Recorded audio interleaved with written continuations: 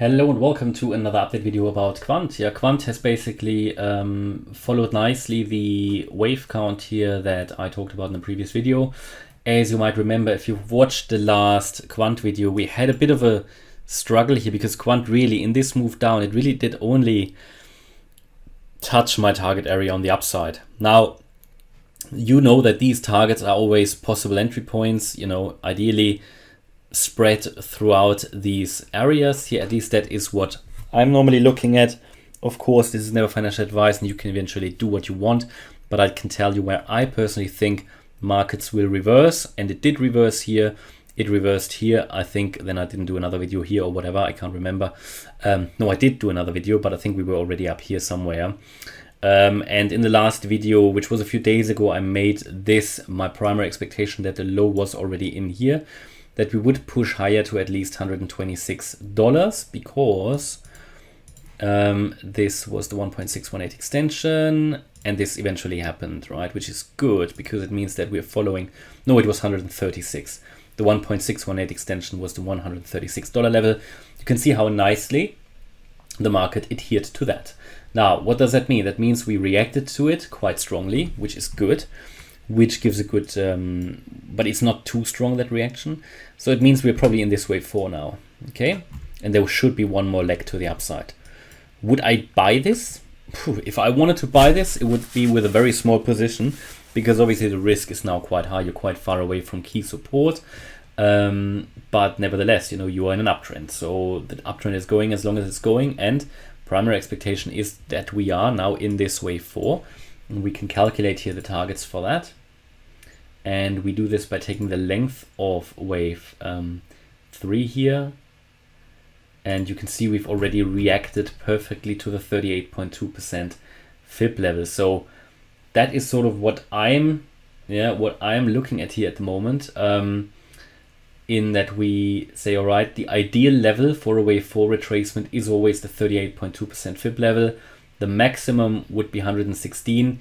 Should we really come down to 116, I would even consider, adding a little bit, but I think I'm just going to wait for the next dip down, the next larger dip. So this is obviously holding quite well. You would expect that this is the ideal area here between the 38.2 and the 50% fib level between 121, which was reached, and 116. Now, this all went quite quickly today, so I couldn't do an update video in time. What you need to understand, we already reached the wave 4 area. Could very well be the wave 4 is already in, and we're heading up in a wave 5 next.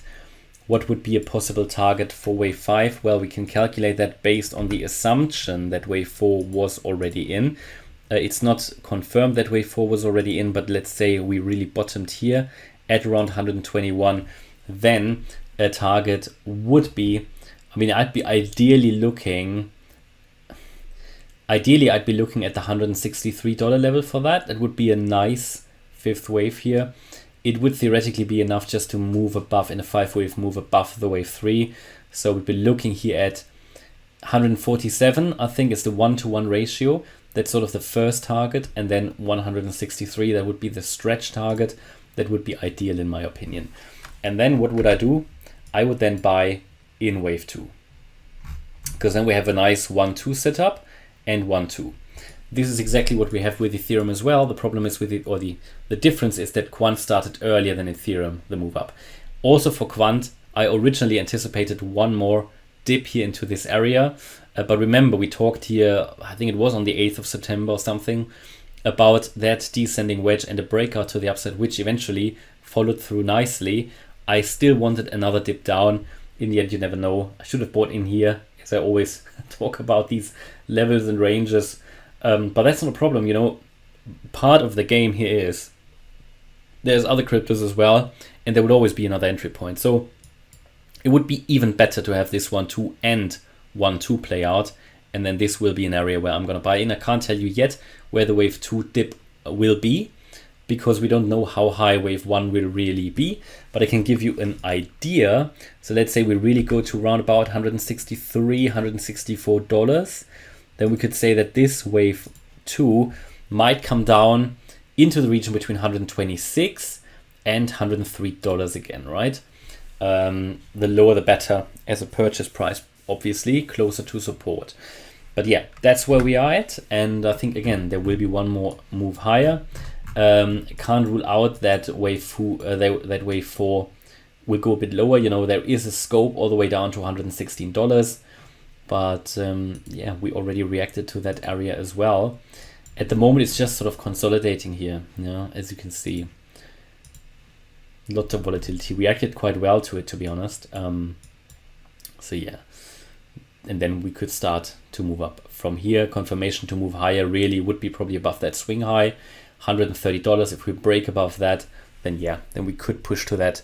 What was the first target? Around 142, and then 160. I think it was $164, isn't it?